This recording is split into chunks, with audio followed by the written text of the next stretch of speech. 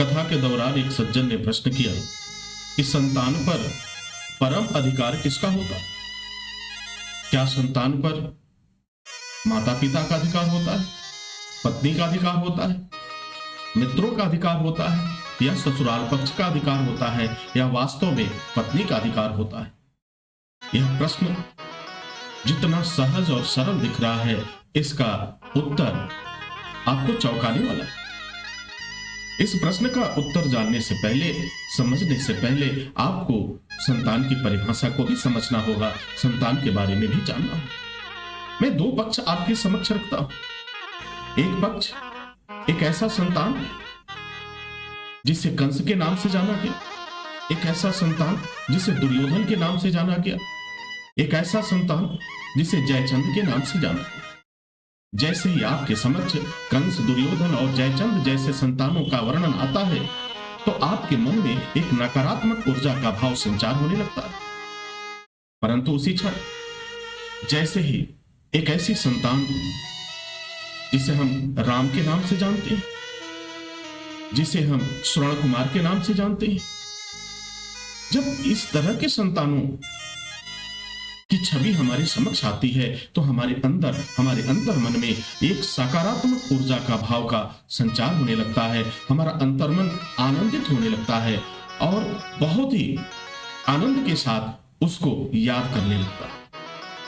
तो दो तरह के संतान हैं और दोनों तरह के संतान के बारे में मैंने आपको रखा, दो पक्ष रखा। एक पक्ष जैसे ही कंस का नाम आपके समक्ष आता है, आपके मन में, आपके अंतर मन में एक भाव जागृत होता है, जो नकारात्मक भाव होता है, जो पीड़ा का कारक बनता है। परंतु दूसरी तरफ जैसे ही राम शब्द की छवि आपके सामने आती है, कृष्ण शब्द की छवि आपके समक्ष आती है, श्रवण कुमार की छवि आपके समक्ष आती है, तो एक सकारात्मक भाव, ऊर्जा भाव आपके अंतर मन में जागृत होता है और वह आपको आनंदित करने का कार्य करता है। अब संतान को समझने के लिए थोड़ा सा और हम इस चीज को विस्तार से जानने का प्रयास करेंगे। अगर संतान को हम कई शब्दों से पुकारें, एक कहा जाता है लड़का, दूसरा कहा जाता है बेटा और तीसरा कहा जाता है पुत्र। ये तीनों ही संतान के संदर्भ में कहा जाता है।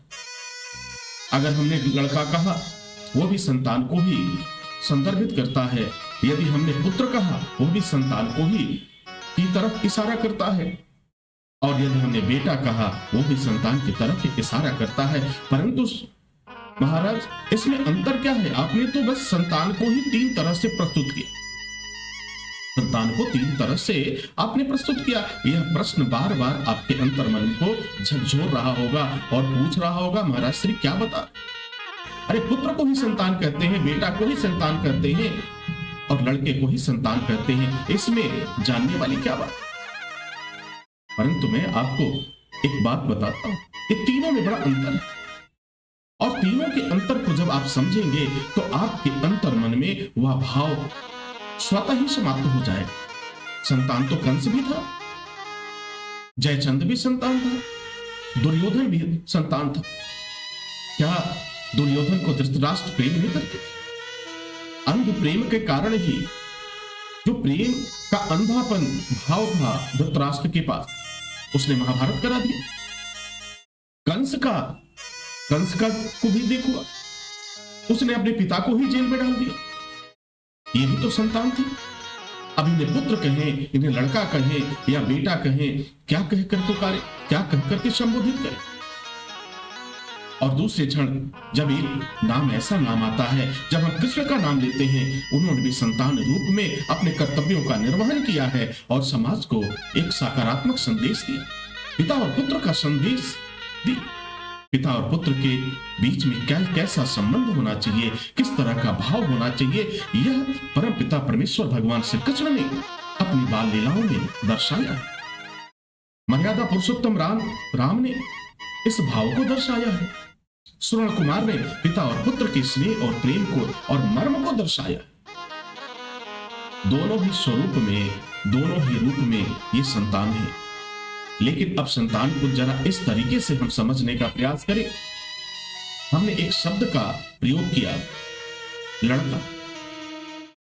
अगर आपकी संतान लड़का है तो वह दिन रात लड़ाई की बात करेगा, वह दिन रात नकारात्मक बातों की बात करेगा। वह ना तो पिता की बात मानेगा, न तो माँ की बात मानेगा, न तो किसी रिश्तेदार की बात मानेगा, न तो मित्रों की बात मानेगा। वह खुद स्वयं एक विचारधारा लेकर के आगे बढ़ता रहेगा। इसे हम कहते हैं लड़का। संतान वो भी है आपकी। अब दूसरे क्षण अगर हम बात करें, दूसरा होता है बेटा। बेटा इसे भी हम संतान कहते हैं, जो दिन रात बंटवारे की बात करे, जो दिन रात प्रेम को बांटने की बात करे, जो माता पिता को घर से निकालने की बात करे, जो माता पिता को कष्ट देने की बात करे, माता पिता की एक बात भी ना माने, उसे कहते हैं बेटा। और जैसे पुत्र शब्द आता है, पुत्र की परिभाषा, पुत्र एक ऐसा है जो आपके जीवन में जीते जी आपके हर एक बात को समझेगा, आपके उद्देश्यों को समझेगा और अपने उसका धर्म क्या है, उसका वास्तविक धर्म क्या है वह भी समझेगा और जीते जी आपकी वह सेवा करेगा, माता पिता की सेवा करेगा, बड़ों का आदर करेगा। वह होता है पुत्र। और मरने के बाद भी आपको मुक्ति के द्वार खोलेगा, इसे कहते हैं पुत्र। अब आप विचार करिए कि आपके घर में लड़का है, बेटा है या पुत्र है, तीनों का मर्म आपने समझा।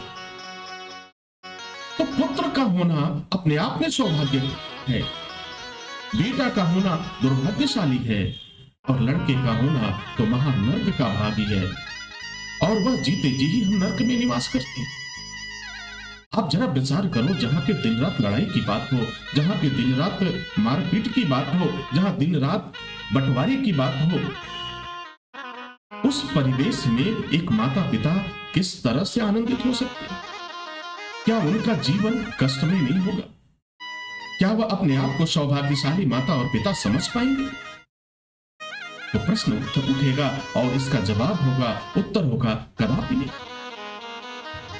तो आज की पीढ़ी को यह समझना बहुत ही आवश्यक है कि पुत्र बनने का प्रयास करो, कभी लड़का बनने का प्रयास मत करो, कभी बेटा बनने का प्रयास मत करो। अगर बनना ही है तो पुत्र बनो और माता पिता के बारे में सोचते हुए अपने धर्म के पथ पर आगे बढ़ने का प्रयास करो।